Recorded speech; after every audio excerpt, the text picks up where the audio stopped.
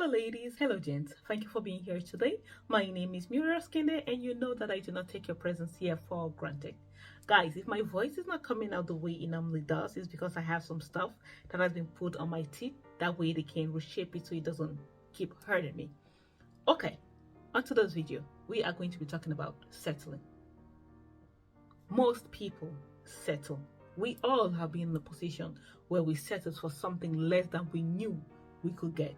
Be it in relationships, be it in our careers, be it in anything in life.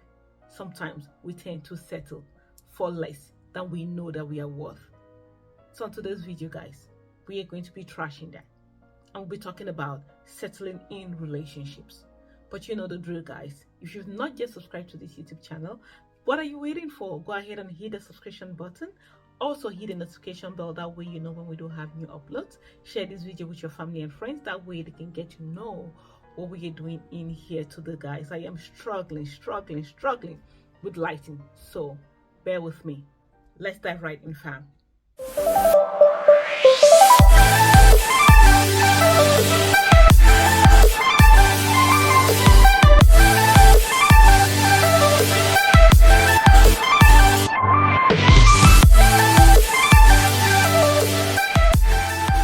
People fail to understand that relationships takes two people. The bare minimum definition of a relationship is a connection between two people. It doesn't say one person, it says two people. So before going into a relationship, you have to understand that you're going into that relationship with somebody else.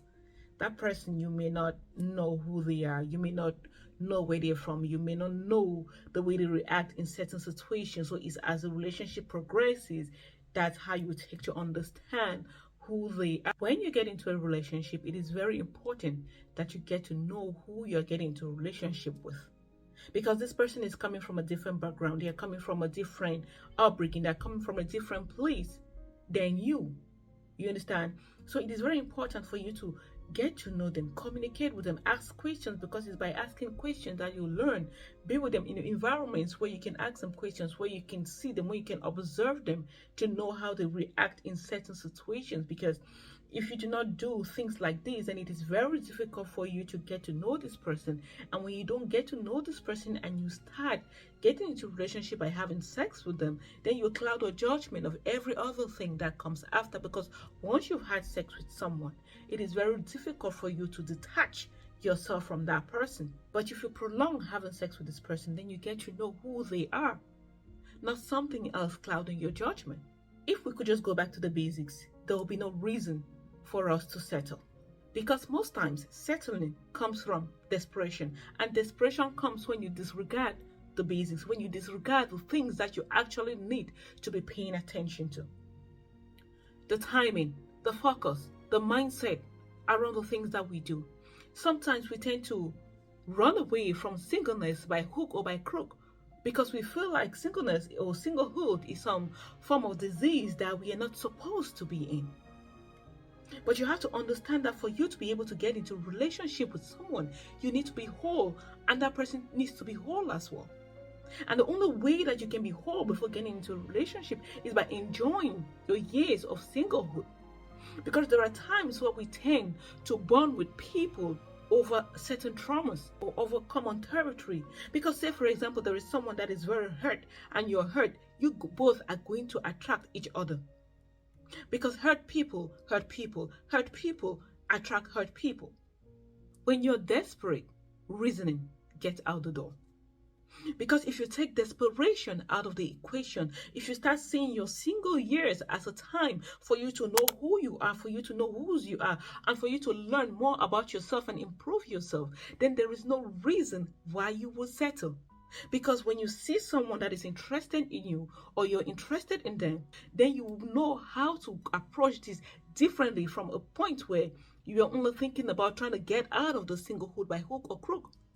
It is very important for you to separate yourself from desperation. If you are with someone because of a particular thing or because of a common trauma, say for example, they grew up in a broken home, you grew up in a broken home, and you both have not healed and you come together, then you're bonding over that thing. Or maybe they had childhood traumas that they've not recovered from, and you have childhood traumas that you have not recovered from. Then you guys are bonding over things that you're not supposed to be bonding over.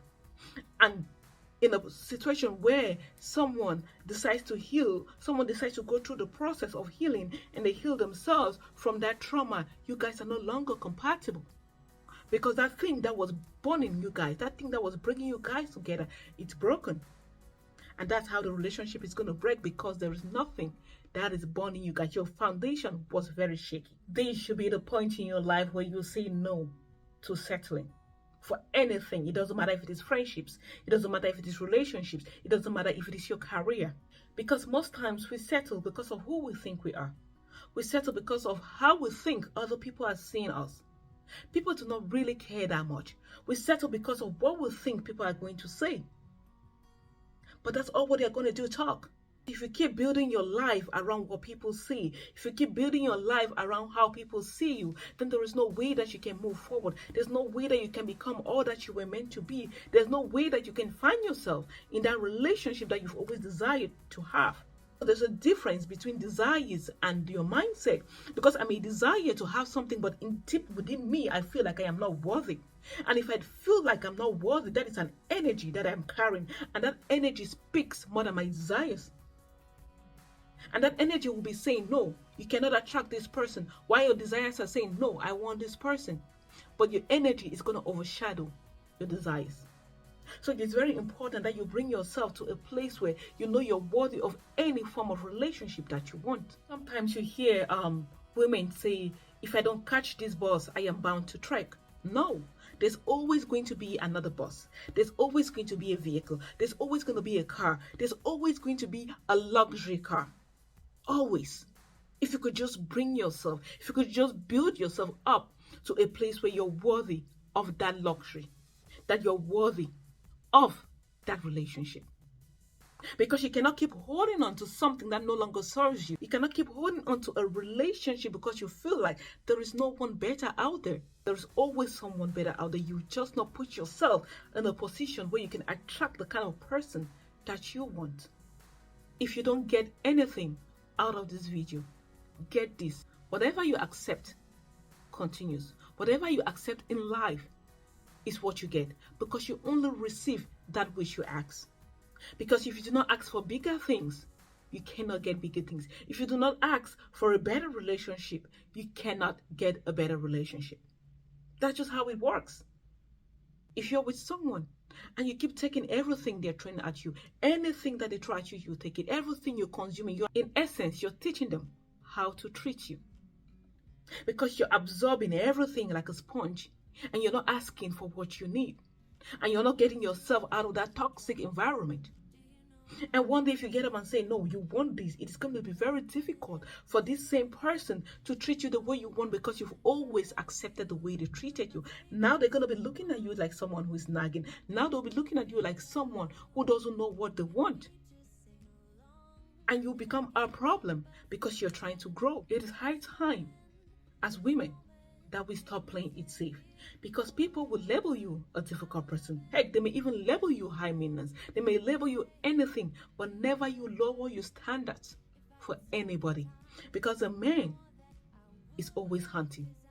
He doesn't want that chase to be taken out of him, because if you don't let him hunt, if you don't let him do what a man is supposed to do, he's not going to value you. If you think that by reducing your standards is going to make this man like you, then you got another thing coming.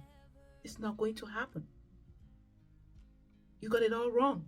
No responsible person will want to be with a woman who doesn't have high standards. They want to be able to look at you and be like, oh, this is my woman. This is the woman that I can give my life to. This is the woman that I can build a home with. But if you don't have standards, they will use you, keep you aside, and go for somebody that is worthy of them being connected to. Know yourself. Know your worth. Clear out all the baggage. Heal from past traumas, and you will find the person that is meant for you. Guess what? If you know who you are and what you want, it is very easy for you to spot the thing that you do not want, because you already have defined values. You already know what you want. So when what you do not want shows up, you can quickly see it. And then you're not going to be wasting your time in relationships that have no future. When you have all these values defined, right, it is going to be very easy for you to know the right man for you, because you will not be making permanent decisions with temporary emotions. You have a clear mind, you have the clarity to be able to make those decisions for yourself. Never be afraid that you won't find love, because fear will only paralyze you and make you do the wrong things. I was watching this video the other day of a woman who got married in her 50s. She's now in her 60s, so she's been in her marriage for 10 years. She decided to wait until she can see a man that is right for her. And now she's happily married. She's happy with her husband. Because sometimes we tend to rush into things because we feel like our biological clocks are ticking, or we feel like our friends are getting married in their youth, they're getting children in their youth, they're doing all those things in their youth, or they're doing all those things on a specified age that you've already set in your mind. And then you start doing things that are against your values because you want to fit in that category. Meanwhile, that is not something that is for you. And then you make all those mistakes and you have to redo it over again. Never choose history in a relationship over your happiness, because there are some people stuck in a relationship. There are some people who have kept themselves in a relationship because of how long they've been in that relationship, and they don't see themselves leaving that relationship to another one. There are some people in their marriages who have been tearing calendars year in, year out, but they are not happy. They're not even together. They're together on paper, they're together on social media, they're together in front of the whole world, but deep within them, in the confines of their home, that's turmoil. They're like cat and mouse. So it is very important that if you're in any relationship, you're happy, you're whole. Ask yourself, what will I be doing in my life now if I didn't care about what people say?